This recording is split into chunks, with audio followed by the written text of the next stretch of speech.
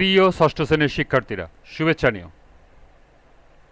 আজকে আমি তোমাদের বাংলা বইয়ের চতুর্থ অধ্যায় চারপাশে লেখার সাথে পরিচিত হই এর বিভিন্ন ছক সমাধান করে দেব। প্রথমে তোমাদের বলবো, যারা আমার চ্যানেলটি সাবস্ক্রাইব করো না তারা আমার চ্যানেলটি সাবস্ক্রাইব করবে এবং আমার সাথে থাকবে। তাহলে চলো আমরা ক্লাস শুরু করি। বইপত্রের বাইরেও আমাদের চারপাশে অনেক রকম লেখা দেখা যায়। দোকানের সামনে, রাস্তার পাশে, দেয়ালে, মিছিল বা শোভাযাত্রায়, আমন্ত্রণপত্রে, পত্রিকার পাতায়, এমনকি বিভিন্ন ধরনের যন্ত্রে এসব লেখা তোমরা দেখে থাকবে। এমন কিছু নমুনা নিচে দেওয়া হলো। প্রতিটি নমুনা ভালো করে দেখে তারপর ছবির নিচে দেওয়া ফাঁকা ঘরগুলো পূরণ করো। এখানে কিছু নমুনা দেওয়া আছে, অর্থাৎ নমুনার ছবি দেওয়া আছে। এই ছবিগুলো দেখে নিচের ছকের ভিতরে দেওয়া প্রশ্নগুলো সমাধান করতে হবে। প্রথম ছবি দেওয়া আছে সবুজ ফার্মেসি। এখানে প্রয়োজনীয় ওষুধ পাওয়া যায়, একটা ঠিকানা দেওয়া আছে। এখানে তিনটি প্রশ্ন দেওয়া আছে। উপরের লেখাটি কি নামে পরিচিত? দ্বিতীয় লেখাটি আছে লেখাটি পড়ে কি বুঝলাম, এবং সর্বশেষ প্রশ্ন আছে এর ব্যবহার কি। তাহলে চলো এখন আমরা এই তিনটি প্রশ্নের সমাধান দেখে নিই।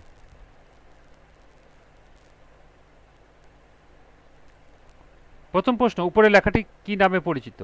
এর উত্তর হবে উপরের লেখাটি সাইনবোর্ড নামে পরিচিত। দ্বিতীয় প্রশ্ন আছে লেখাটি পড়ে কি বুঝলাম। এর সমাধান হবে এটি একটি ওষুধের দোকান, এখানে ওষুধ পাওয়া যায়।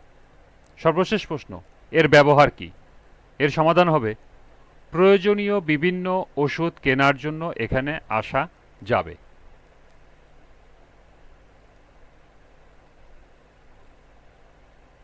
পরবর্তী চিত্র, হাফিজ ভাইকে ফুলকপি মার্কায় ভোট দিন। এখানে প্রশ্ন আছে উপরের লেখাটি কি নামে পরিচিত? লেখাটি পড়ে কি বুঝলাম, এর ব্যবহার কি?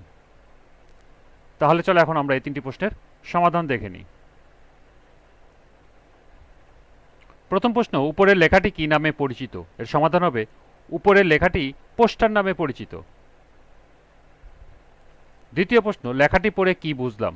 এর সমাধান হবে এটি নির্বাচনী প্রচারণা, হাফিজ ভাইকে ফুলকপি মার্কায় ভোট দিতে বলা হচ্ছে।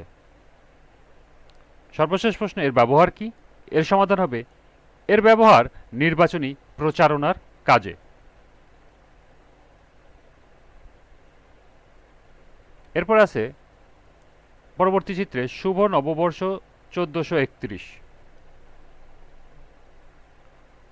এখানে প্রশ্ন হলো উপরে লেখাটি কি নামে পরিচিত, লেখাটি পড়ে কি বুঝলাম, এর ব্যবহার কি। তাহলে চলো এখন আমরা এই তিনটি প্রশ্নের সমাধান দেখে নিই। উপরের লেখাটি কি নামে পরিচিত? এর সমাধান হবে উপরের লেখাটি ব্যানার নামে পরিচিত। লেখাটি পড়ে কি বুঝলাম, এর সমাধান হবে বাংলা নববর্ষের শুভেচ্ছা জানানো হচ্ছে। এর ব্যবহার কি? এর ব্যবহার শোভাযাত্রার সামনে।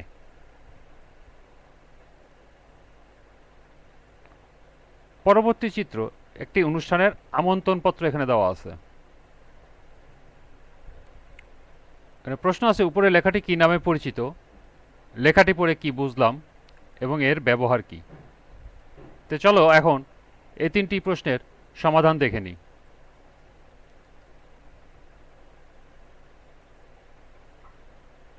প্রথম প্রশ্ন, উপরে লেখাটি কি নামে পরিচিত?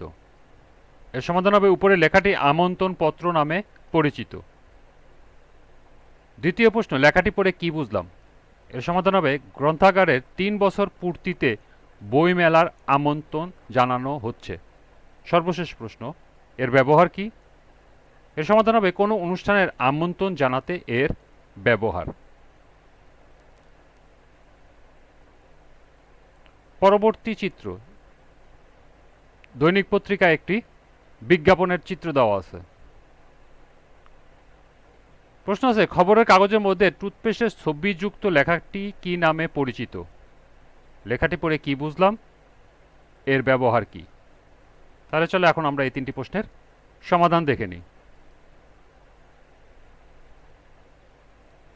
উপরের লেখাটি কি নামে পরিচিত? এর সমাধান হবে উপরের লেখাটি পত্রিকার বিজ্ঞাপন বা বিজ্ঞাপন নামে পরিচিত।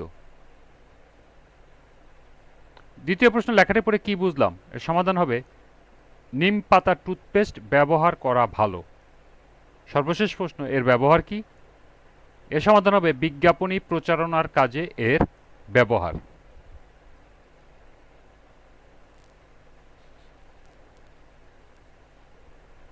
সর্বশেষ চিত্র, টেলিভিশনের একটি খবরের চিত্র দেখা আছে। এখানে কিছু লিখিত খবর আছে।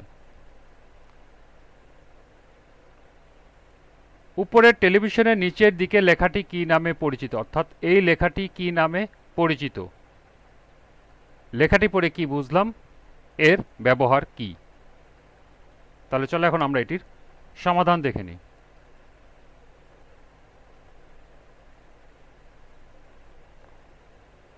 উপরের লেখাটি কি নামে পরিচিত? এর সমাধান হবে উপরের লেখাটি স্ক্রল বা টিভির স্ক্রল নামে পরিচিত। দ্বিতীয় প্রশ্ন, লেখাটি পড়ে কি বুঝলাম? এর সমাধান হবে বাংলাদেশ ক্রিকেট দল এশিয়া কাপ জয় করেছে। সর্বশেষ প্রশ্ন, এর ব্যবহার কি? এর সমাধান হবে জরুরি ও জনগুরুত্বপূর্ণ সংবাদ প্রচার কাজে এর ব্যবহার।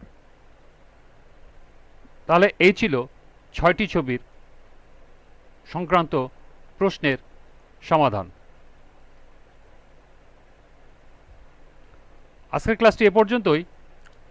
পরবর্তী ক্লাসে চারপাশে নানা রকম লেখা থেকে বিভিন্ন প্রশ্নের সমাধান করে দেব। সবাইকে আবারও বলছি, যারা আমার চ্যানেলটি সাবস্ক্রাইব করো নাই তারা আমার চ্যানেলটি সাবস্ক্রাইব করবে এবং আমার সাথে থাকবে। সবাইকে আবারও শুভেচ্ছা জানিয়ে আজকের মতো আমি এখানেই বিদায় নিচ্ছি। আল্লাহ হাফেজ।